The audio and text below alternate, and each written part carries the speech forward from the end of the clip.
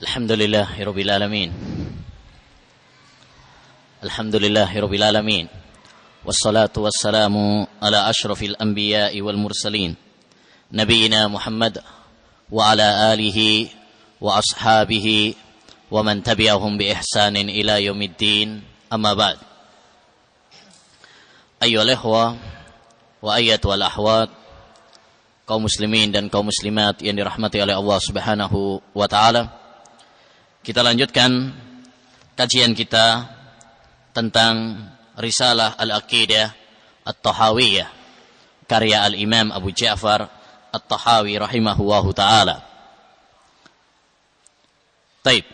Berkata Al-Imam Abu Ja'far At-Tahawi rahimahullah, la tablughuhul awhamu wa la tudrikuhu al-afhamu. La tablughuhu, tidak akan sampai kepada Allah Subhanahu wa taala al-awham, prasangka, khayalan, wala tudrikuhu, dan tidak akan menjangkaunya al-afhamu, pemahaman, pikiran. Taib. Penulis Al-Imam Abu Ja'far At-Tahawi rahimahullahu ta'ala ingin menjelaskan kepada kita salah satu prinsip di antara prinsip-prinsip Ahlus Sunnah wal Jamaah dalam memahami tauhid al-asma' wa sifat, yaitu mereka tidak bertele-tele ingin menjangkau bagaimana sifat Allah Subhanahu wa taala. Sebab sejauh apapun pikiran kita, sejauh apapun kita meneliti tentang Allah Subhanahu wa taala, kita tidak akan bisa. Allah Subhanahu wa taala lebih agung dari apa yang kita bayangkan.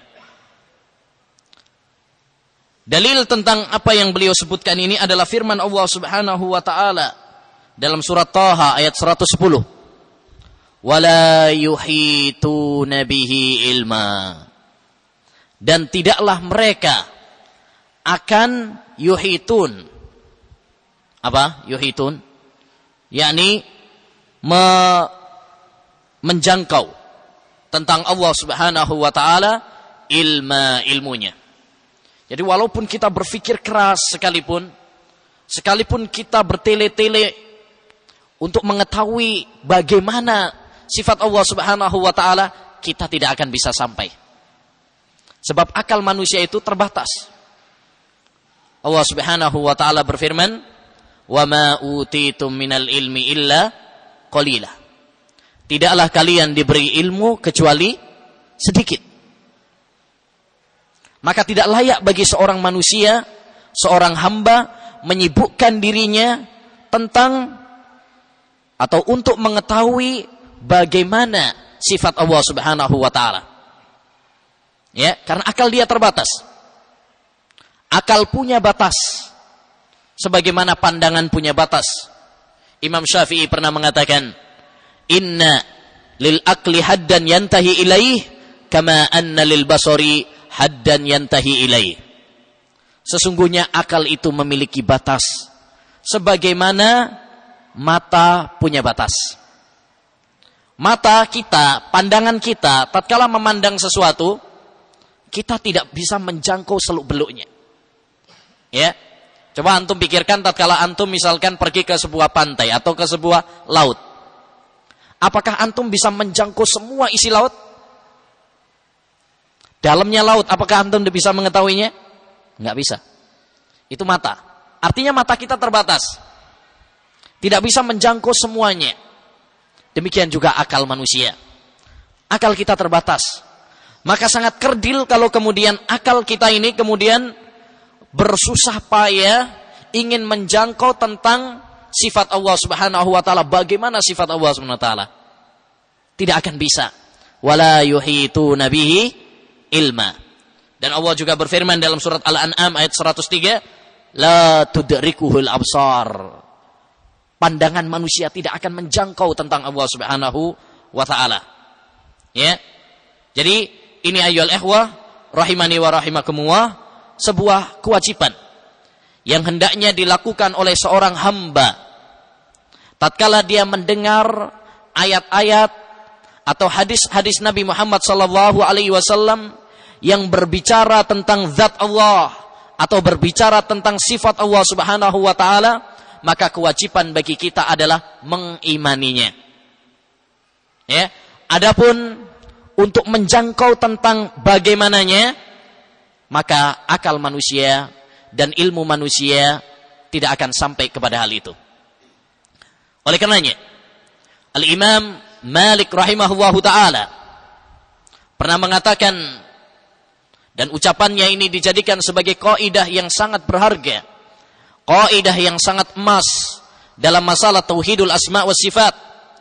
Tatkala ada seorang yang bertanya kepada Imam Malik, kaifastawa? Bagaimana istiwanya Allah, tingginya Allah Subhanahu wa taala itu bagaimana? Maka apa kata Imam Malik? Al-istiwa'u ma'lum. Istiwa Allah Subhanahu wa taala, ketinggian Allah Subhanahu wa taala, bersemayamnya Allah Subhanahu wa taala itu adalah ma'lum, diketahui. Maksudnya diketahui apa? Maknanya. Dalam bahasa Arab kata istawa maksudnya adalah ala wartafa, tinggi. Dipahami. Taib. Adapun wal kaifu majhul. Bagaimananya Allah Subhanahu wa taala, bagaimana istiwanya Allah kita enggak tahu. Maknanya kita tahu. Arti istawa kita tahu. Tapi bagaimananya kita enggak ngerti. Karena Allah cuma mengabarkan tentang sifat bahwasanya dia istiwa, bahwa Allah Subhanahu wa taala bersemayam, tapi tidak menjelaskan kepada kita bagaimana ya sifat istiwa Allah Subhanahu wa taala. Dan perlu antum ketahui sebuah kaidah yang sangat berharga yang disebutkan oleh Syekhul Islam Taimiyah rahimahullah dalam masalah ini. Tatkala beliau mengatakan al-kalamu fi sifat kal kalami fi dzat. Pembicaraan kita tentang sifat Allah Subhanahu wa taala itu sama pembicaraan kita tentang zat Allah. Kalau antum ditanya, apakah antum tahu bagaimana zat Allah Subhanahu wa taala? Bagaimananya zat Allah? Bentuknya apa? Tahu apa enggak? Enggak tahu. Akal kita enggak menjangkaunya. Sebagaimana kita tidak tahu zat Allah Subhanahu wa taala, maka demikian juga kita enggak tahu tentang sifat Allah Subhanahu wa taala. Tatkala Allah mengatakan bahwasanya Allah istiwa, tatkala Allah mengabarkan bahwasanya dia punya tangan, kita imani. Tapi bagaimananya kita serahkan kepada Allah. Allah cuma mengabarkan memiliki sifat-sifat tersebut, tapi Allah tidak mengabarkan tentang apa? Bagaimananya. Ya, oleh karenanya tatkala datang seseorang kepada Imam Ahmad rahimahullahu taala, ya, mengatakan tentang bagaimana istiwanya Allah Subhanahu wa taala, maka beliau mengatakan, "Kulli kaifa huwa, aqulu laka kaifa istawa." Katakan dulu kepada saya, bagaimana zat Allah Subhanahu wa taala, baru saya akan bisa jawab kepada kamu bagaimana istiwanya Allah. Kalau kamu bisa membuktikan kepada saya zat Allah Subhanahu wa taala itu bagaimana, ya, saya akan sampaikan kepada kamu tentang bagaimana sifat Allah. Bisa apa enggak? Enggak bisa. Sebagaimana kamu enggak bisa menjawab tentang zat Allah, saya pun enggak bisa menyampaikan tentang sifat Allah Subhanahu wa taala bagaimananya. Jadi ini kaidah, ya. Al-kalamu, apa tadi kaidahnya? Al-kalamu fi sifat kal kalami fi adzat. Ya. Pembicaraan kita tentang masalah sifat sama dengan pembicaraan tentang masalah zat. Ya, maka sebagaimana kita tidak tahu tentang zat Allah Subhanahu wa taala bagaimananya, maka demikian juga kita juga tidak tahu tentang bagaimana tentang sifat Allah Subhanahu wa taala. Sehingga bagaimana sifat Allah Subhanahu wa taala kita serahkan kepada Allah. Maknanya kita tahu, maknanya kita faham. Yadun dalam bahasa Arab artinya tangan. Yanzil artinya adalah turun. Ya. Istiwa artinya tinggi, bersemayam. Itu artinya. Ya. Tapi bagaimananya, sifatnya bagaimana? Ini kita serahkan kepada Allah karena akal kita tidak menjangkaunya. Ya, akal kita terbatas. Baik. Kemudian kata Imam Malik selanjutnya, wal imanu bihi wajib. Dan iman dengan sifat yang telah dikabarkan dengan istiwa adalah wajib. Wassu'alu anhu bid'ah. Bertanya tentang bagaimana ini adalah tidak boleh. Jadi bertanya, gimana ya tentang katanya Allah Subhanahu wa taala punya tangan. Tangannya Allah gimana ya? Bertanya tentang bagaimananya enggak boleh. Dan jangan sampai terlintas dalam benak kita. Oleh karenanya, kalau kita belajar tentang kitab-kitab akidah, di antara salah satu yang ditiadakan oleh Ahlussunnah wal Jamaah adalah min ghairi takyif. Enggak boleh apa? Membagaimanakan. Dan membagaimanakan itu ada dua macam. Membagaimanakan sifat Allah dengan apa yang dia pikirkan. Misalkan, tatkala dia membaca Allah punya tangan. Terus dia gambarkan tangan itu dengan sifat yang pokoknya dia gambarkan dengan pikirannya sendiri. Ini enggak boleh. Baik. Atau yang kedua, takyif membagaimanakan dengan sifat yang dia ketahui pada makhluk. Allah punya tangan. Mungkin tangannya kayak tangannya saya mungkin ya. Ya. Jadi membagaimanakan dengan tangan yang dia lihat. Maka ini pun tidak boleh. Ya, tidak boleh. Baik membuat-buat ya, menghayal dengan gambaran-gambaran yang dia buat sendiri, atau menghayalkan, menggambarkan Allah Subhanahu wa taala, membagaimanakan Allah Subhanahu wa taala dengan sifat yang dia lihat pada makhluk. Dua-duanya tidak diperbolehkan. Jelas ya? Jadi intinya ayyuhal ikhwah, makna la tablughuhul awham wa la tudrikuhul afham. Maksudnya adalah hendaknya bagi makhluk hanya beriman ya tentang sifat-sifat yang terdapat di dalam Al-Qur'an dan hadis Nabi sallallahu alaihi wasallam. Ya, dan memahami artinya. Adapun bagaimananya, maka jangan sampai kemudian kita membagaimanakan, menghayalkan, menggambarkan. Ini enggak boleh. Karena akal kita tidak akan sampai. Akal kita tidak akan menjangkaunya. Ya, sebagaimana Allah berfirman, "Wala yuhituna bihi ilma." Akal manusia terbatas, sebagaimana pandangan manusia terbatas. Ya. Oleh karenanya, hendaknya bagi kita menyibukkan diri dengan bagaimana ibadah kita kepada Allah Subhanahu wa taala. Jangan menyibukkan diri tentang bagaimana tentang zat Allah, bagaimana tentang sifat-sifat Allah. Ya, ini enggak perlu kita menyibukkan diri dengannya. La yus'al amma yaf'al wa hum yus'alun. Allah itu tidak ditanya tentang perbuatan Allah. Yang ditanya itu kita semuanya tentang perbuatan kita. Jadi jangan menyibukkan diri tentang bagaimana tentang zat Allah, bagaimana hal-hal yang tidak ada faedahnya. Saya jadi teringat ada sebuah kisah yang dibawakan oleh muridnya Imam Asy-Syafi'i rahimahullahu taala, yaitu Al-Muzani. Ini murid kesayangannya Imam Syafi'i. Suatu saat beliau ya terlintas dalam benaknya ya karena virus pemikiran ilmu kalam, filsafat dan sebagainya, sehingga terlintas keraguan tentang masalah ya, terlintas menggambarkan Allah Subhanahu wa taala ya, sehingga dia pun datang kepada kepada Imam Syafi'i rahimahullah. Dan ini adab seorang murid kepada seorang guru. Kalau antum punya syubhat, kalau antum punya pemikiran kerancuan, ya, mungkin antum ya yang dahulunya mungkin ikut ajaran-ajaran atau ada aliran-aliran tertentu, kemudian masih nempel keraguan, ya, sebaiknya antum utarakan kepada seorang yang memiliki ilmu, sehingga bisa diberi ilmu, pencerahan, cahaya. Nah, Imam Al-Muzani punya keraguan tentang masalah asma wa sifat. Sehingga dia menggambarkan nama-nama sifat-sifat Allah SWT. Datanglah dia kepada Imam Syafi'i rahimahullah. Yang tatkala itu di Mesir.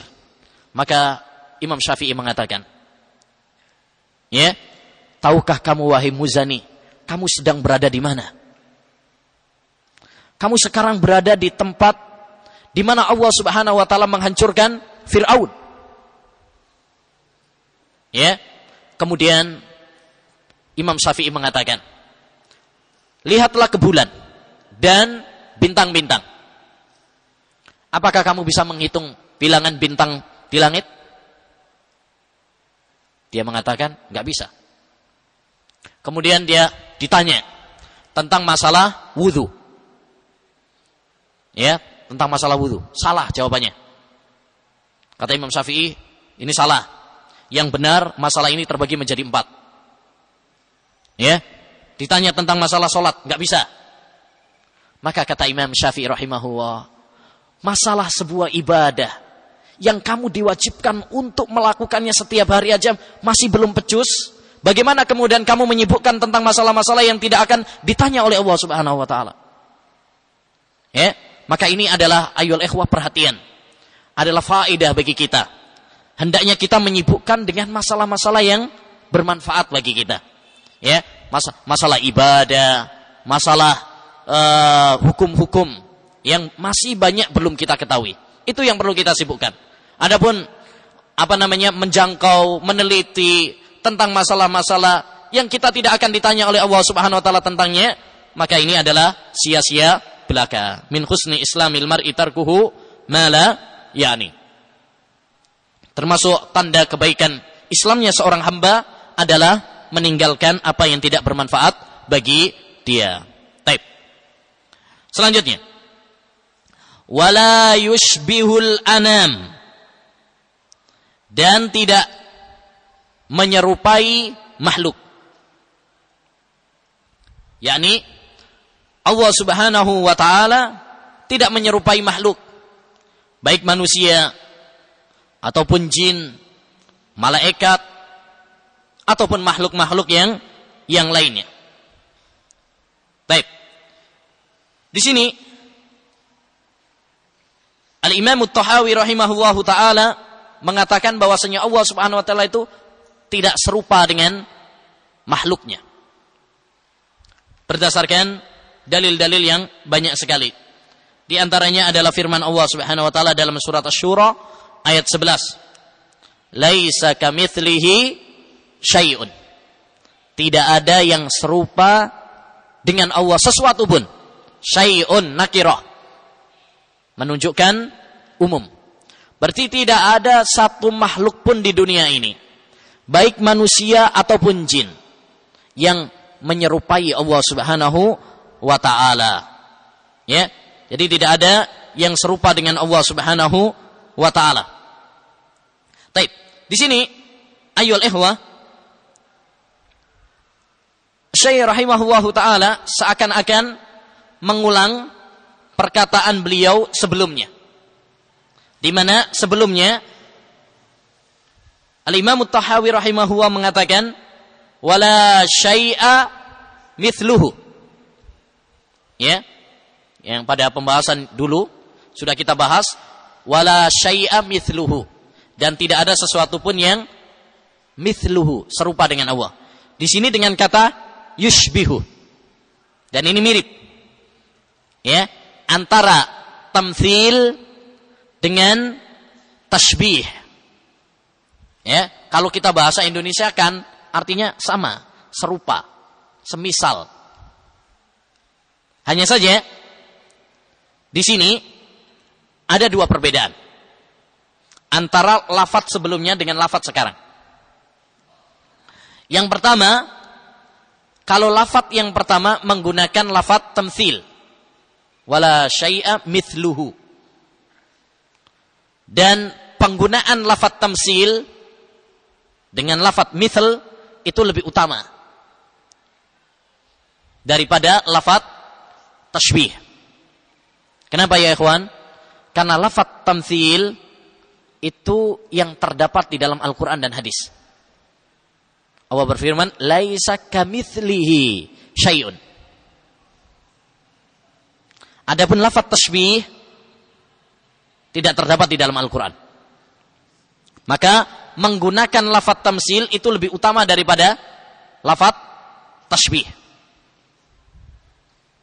Dan ini penting ayyuhal ikhwah, karena termasuk kaidah Ahlus Sunnah wal Jamaah adalah mereka sangat hati-hati dalam menggunakan apa? Lafaz, terutama dalam bidang akidah.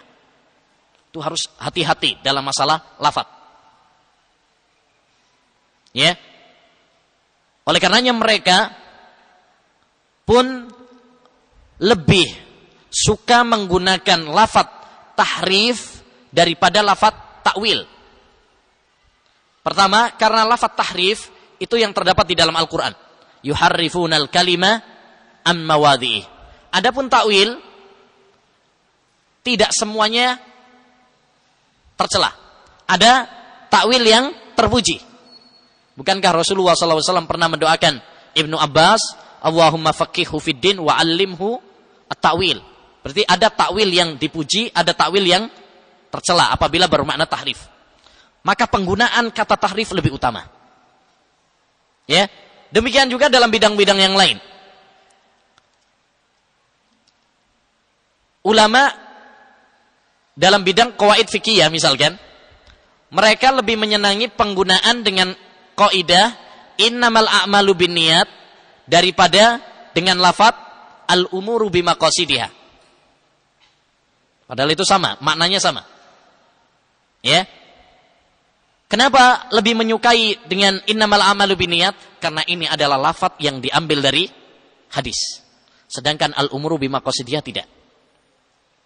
Demikian juga dalam masalah ilmu faraid.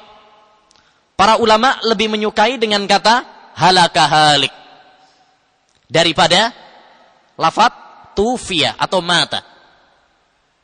Kalau antum belajar ilmu faraid, maka para penulis faraid akan mengatakan idza halaka halik.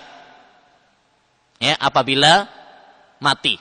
Itu kalau diterjemahkan secara bahasa Indonesia kasar loh. Halaka artinya apa? Binasa. Ya. Mereka lebih menyukai kata itu daripada lafaz tufiya, wafat atau mati. Yang mungkin kelihatannya lebih apa? Halus. Kenapa? Karena lafaz halaka itu yang terdapat di dalam Al-Quran. Dalam surat An-Nisa tentang ayat warisan.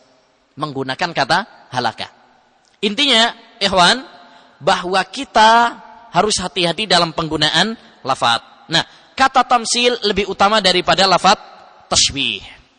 Karena lafaz tamsil itu yang terdapat di dalam Al-Quran. Taib. Adapun perbedaannya dengan perbedaan yang kedua, ya, antara ucapan beliau pada sebelumnya wala syai'a mithluhu dengan yang sekarang wala yushbihul anam, ya, disebutkan oleh sebagian ulama pensyarah kitab, ya, bahwa kalau tamtsil, ya, pada yang pertama tamtsil wala syai'a mithluhu itu adalah untuk meniadakan, ya,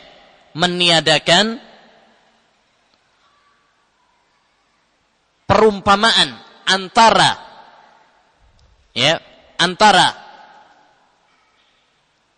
tamtsil. Tamtsil itu adalah meniadakan perumpamaan bahwa Allah Subhanahu wa taala serupa dengan makhluk. Ya, seperti yang dilakukan oleh orang-orang musyrikin tatkala mereka menyembah kepada patung-patung dan berhala-berhala. Sejatinya mereka telah menyerupakan Allah dengan makhluk. Mereka menyerupakan Allah dengan makhluk. Taib. Adapun pada lafaz wala yushbihul anam, ini adalah menyerupakan Allah dengan makhluk. Kalau tadi menyerupakan makhluk dengan Allah, afwan. Ya, kalau yang pertama itu menyerupakan makhluk dengan Allah. Tatkala mereka menyembah berhala, berarti menyamakan berhala itu seperti Allah. Baik. Kalau yang kedua, ya, dalam perkataan penulis wala yushbihul anam, ini adalah menyerupakan Allah dengan makhluk. Tatkala seorang mengatakan bahwasanya Allah Subhanahu wa taala itu adalah lemah, misalkan, atau bakhil, atau fakir, seperti tuduhan orang-orang Yahudi. Bahwa Allah itu lemah, Allah itu fakir, Allah itu pelit. Berarti mereka orang-orang Yahudi menyerupakan siapa? Allah dengan makhluk. Perhatian, kalau yang pertama tadi menyerupakan makhluk dengan Allah. Sekarang kita balik, menyerupakan Allah dengan makhluk. Paham? Baik. Kalau seperti tadi contohnya orang-orang musyrik, tatkala mereka beribadah kepada Tuhan-Tuhan mereka, berarti memposisikan berhala-berhala mereka itu seperti posisi Tuhan. Berarti menyamakan makhluk dengan Allah. Karena memberikan hak yang khusus bagi Allah kepada makhluk. Adapun pada contoh yang kedua, seperti tuduhan orang-orang Yahudi yang mengatakan bahwasanya Allah Subhanahu wa taala itu fakir, Allah Subhanahu wa taala itu bakhil, Allah Subhanahu wa taala itu lemah, berarti menyerupakan Allah dengan makhluk. Karena yang memiliki sifat-sifat seperti ini adalah makhluk.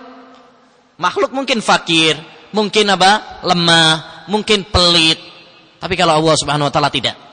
Maka tatkala orang-orang Yahudi mensifati Allah dengan sifat fakir dan bakhil, berarti mereka telah menyerupakan Allah dengan makhluk.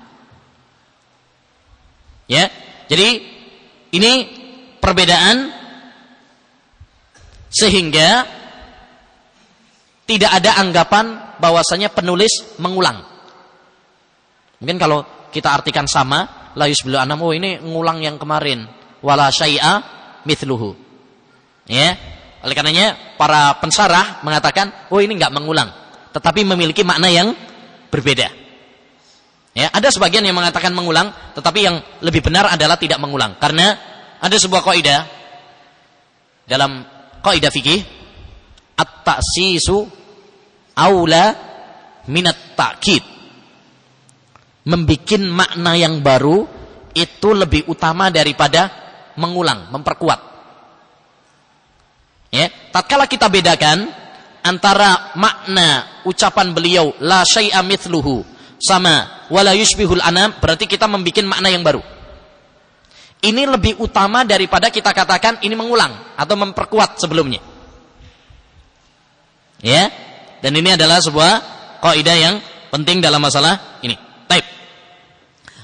Kemudian yang perlu diperhatikan ayyuhal ikhwah, bahwa makna wala yushbihul anam, bahwa Allah Subhanahu wa taala tidak serupa dengan makhluk. Dalil-dalil tentang masalah ini adalah banyak sekali, sebagiannya sudah kita bahas ketika menjelaskan tentang wala syai'a mithluhu. Tidak ada yang serupa dengannya. Ya. Baik. Dalil-dalilnya banyak sekali. Tapi perlu saya sampaikan di sini sebuah masalah. Bahwa bukanlah termasuk tasbih, menyerupakan Allah, kalau kita itu menetapkan apa yang Allah tetapkan atau apa yang ditetapkan oleh Rasulullah sallallahu alaihi wasallam dengan dalam hadisnya yang sahih. Ya. Kalau kita menetapkan Allah punya tangan, Allah Subhanahu wa taala punya kaki, Allah Subhanahu wa taala punya wajah, bukan berarti kita menyerupakan Allah dengan makhluknya. Karena Allah sendiri yang mengabarkan demikian. Ya. Oleh karenanya perlu difahami tentang makna wala yushbihul anam ini. Bukan berarti kita mengingkari apa yang telah Allah sifatkan. Ya. Karena banyak para ahlul bid'ah, mereka menuduh ahlus sunnah wal jamaah dengan kata mujassimah atau musyabbihah. Musyabbihah itu apa? Yang menyerupakan Allah dengan makhluk.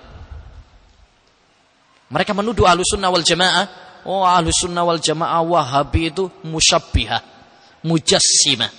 Antum kalau baca kitab-kitab Ahlul Bid'ah seperti itu.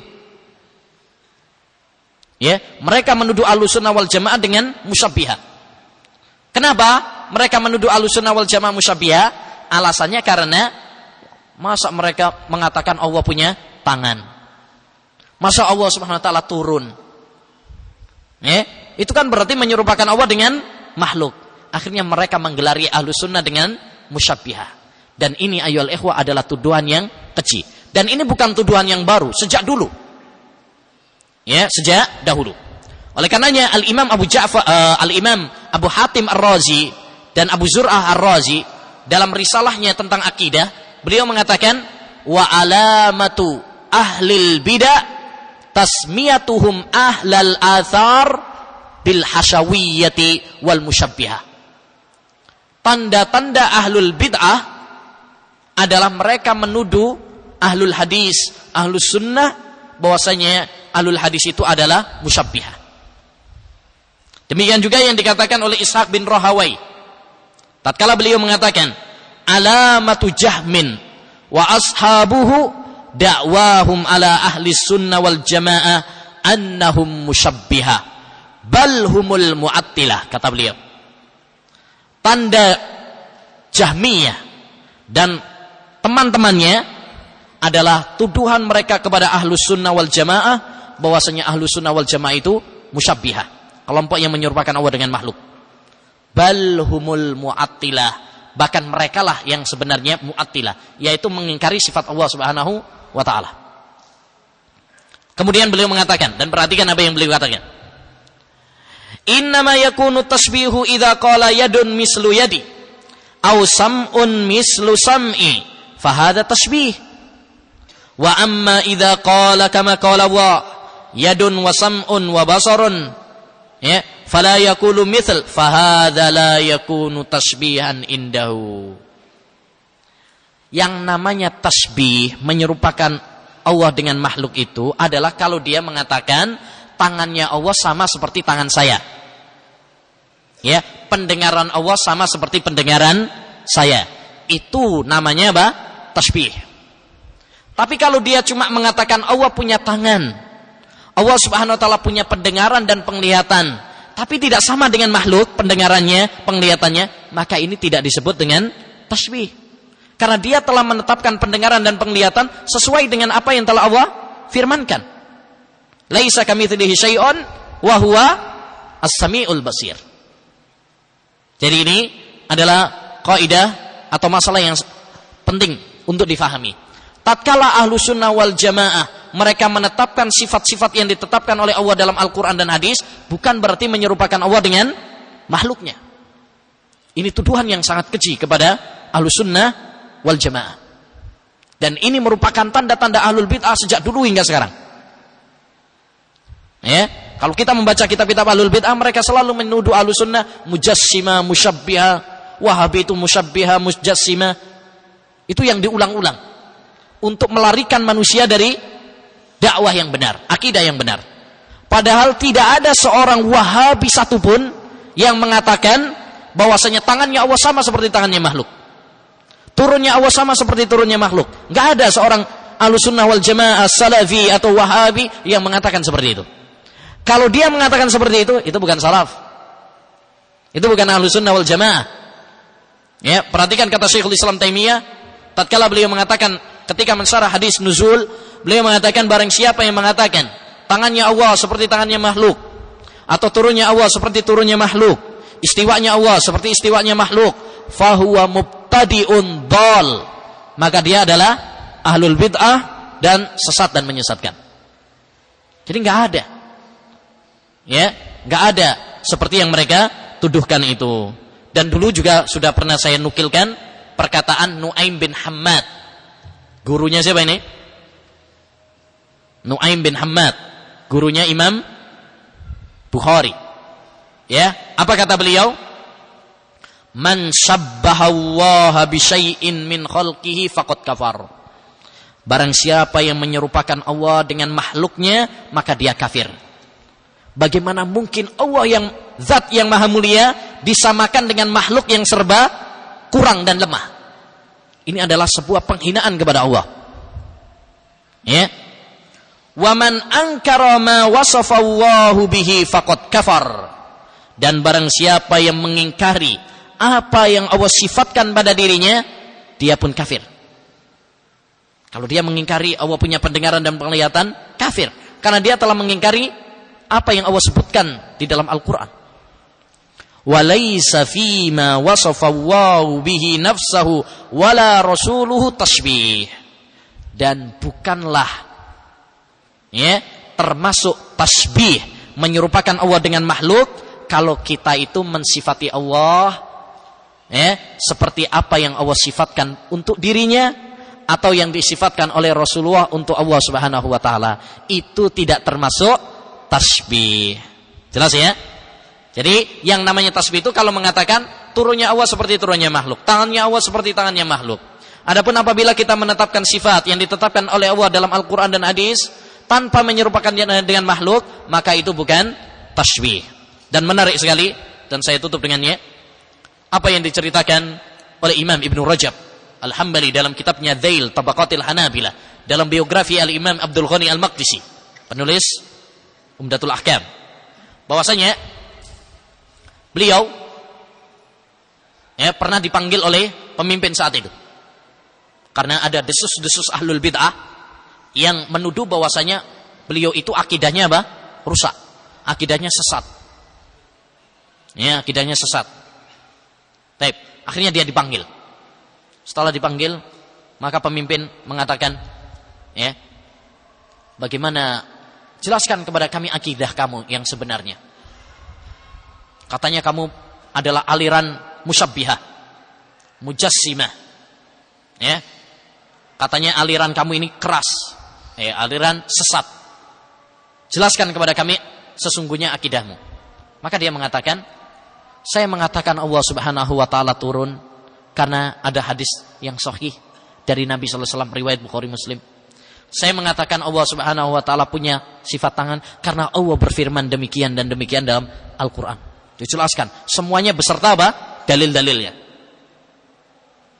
Maka sang pemimpin saat itu mengatakan, bagaimana mungkin saya akan menghukum seorang yang berakidah atau berkeyakinan sesuai Al-Quran dan hadis. Dia akidahnya sesuai firman Allah. Akidah saya begini karena hadis. Bagaimana mungkin saya akan menghukum seorang yang berakidah sesuai Al-Quran dan hadis? Akhirnya dilepaskan dan dibebaskan. Jadi ini adalah sebagai pemantapan iman bagi kita semuanya, bahwa seorang yang berakidah sesuai dengan Al-Quran dan hadis tidak perlu takut. Tidak perlu takut.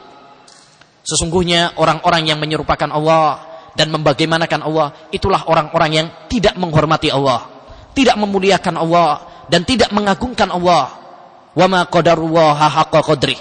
Mereka tidak mengagungkan Allah dengan sebenar-benarnya. Bagaimana mereka tidak mengagungkan Allah? Karena mereka menggambarkan Allah seperti makhluk. Seandainya mereka mengagungkan Allah, mereka tidak akan menyerupakannya dengan makhluk. Mereka tidak akan menggambarkannya dengan makhluk. Sehingga tatkala mereka membaca ayat Allah punya tangan, yang tergambar adalah tangannya makhluk. Tatkala mereka membaca hadis Allah turun ke langit dunia pada sepertiga malam terakhir, yang dibayangkan adalah turunnya makhluk. Dan ini yang perlu kita bersihkan. Ini najis, kotor pikiran-pikiran seperti ini. Harus kita buang. Pikiran-pikiran yang tatkala kita mendengar ayat-ayat dan hadis tentang Allah Subhanahu wa taala, yang terlintas dalam benak kita adalah sifatnya makhluk. Jangan samakan Allah dengan makhluk. Kita harus mengagungkan Allah, kita harus membesarkan Allah, kita harus mensucikan Allah Subhanahu wa taala dari apa yang terlintas dalam benak kita, dari pikiran-pikiran dan kotoran-kotoran yang itu adalah merendahkan Allah Subhanahu wa taala. Subhanakallahumma bihamdik, asyhadu an la ilaha illa anta astaghfiruka wa atubu ilaik. Assalamualaikum warahmatullahi wabarakatuh.